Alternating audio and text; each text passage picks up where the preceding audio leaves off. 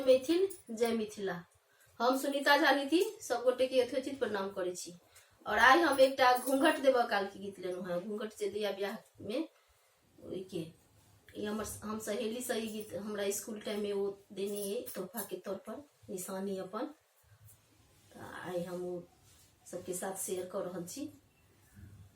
हमर सहेली कत है पता नहीं एखन वो कहाँ है।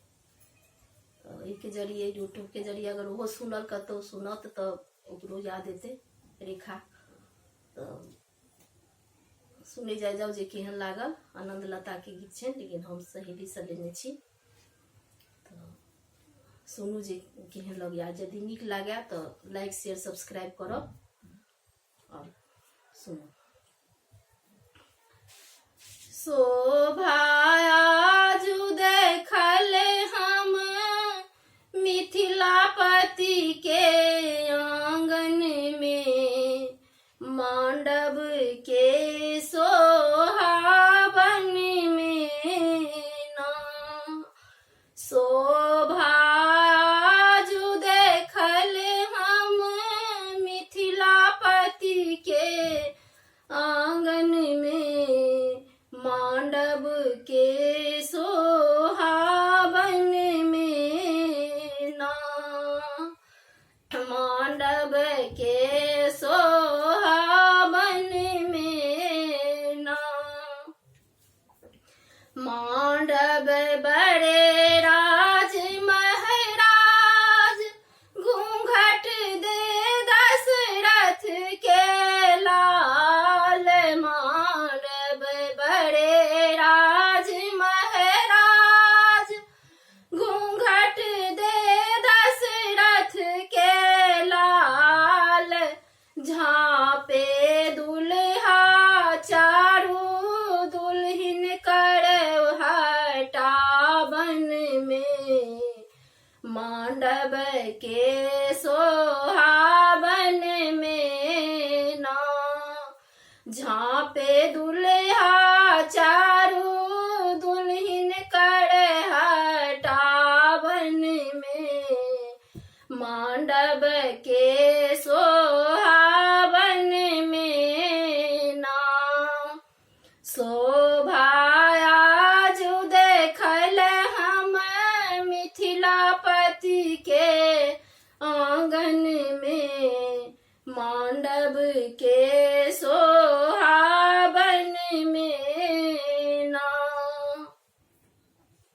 सुर नर मुनि सब जय जयकार देखी देखी घूंघट के व्यवहार सुर नर मुनि सब जय जयकार देखी देखी घूंघट के व्यवहार देवलोक ऊपर फूल बरी सावन में मांडव के सुहावन में ना देवलोक ऊपर फूल बरी सावन में मांडव के सुहावन में ना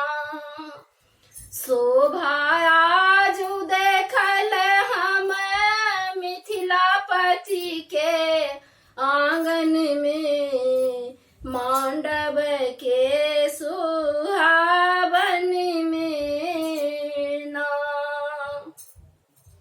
छीटन लागे अतर गुलाब बड़ मुख पाछे हाथ रुमाल छीटन लागे अतर गुलाब बड़ मुख पाछे हाथ रुमाल घूंघट किए मुदित मन समधि के मिलावन में मांडव के सोहावन में ना घूंघट किए मुदित मन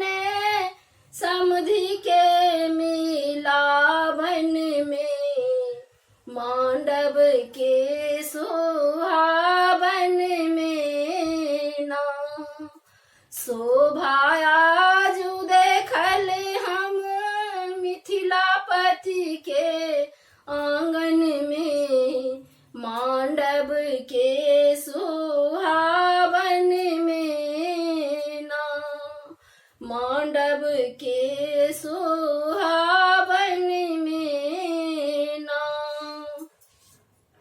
आनंद लता महाराज भूषण देलनि दशरथ के लाल, आनंद लता महाराज भूषण देलनि दशरथ के लाल, अवधपुर दिले भूषण दुलहिन देखावन में, मांडव के सोहावन में ना।